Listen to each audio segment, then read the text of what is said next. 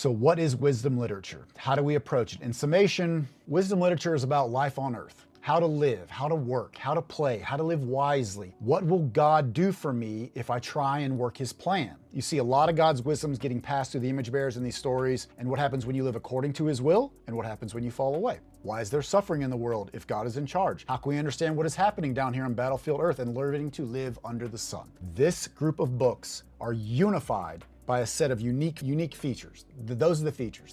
You're processing, how do I attack this world? The Bible is, one unified story that leads to Jesus, the Messiah. Page 1 to the Revelation of John at the end, it's the story of God's rescue plan for his image bearers. You go through the family of God in the garden, Noah's reset, Abraham, off to the races, Abraham, Isaac, Jacob. You got the laws of the Torah, the covenant promises, promised land, kings of chosen lands with David, priests, rituals, mountains, chaos waters. But wisdom literature is it's off to the side, okay? It's outside of the narrative of that one story. There's just no other books like it, like these four. These books they have that worldview attached to them of the one story. That's the world that they're in. And that operates as a backdrop and a basis. You should keep that story and lessons and blueprints of the Bible in your mind's eye as you read this, but they're just outside of that. Same way you read a novel. You pick up a novel, first chapter sets the stage. Who, what, where, why, how, right? And then you plant in your head and work the story through that context. Do the same thing with these books.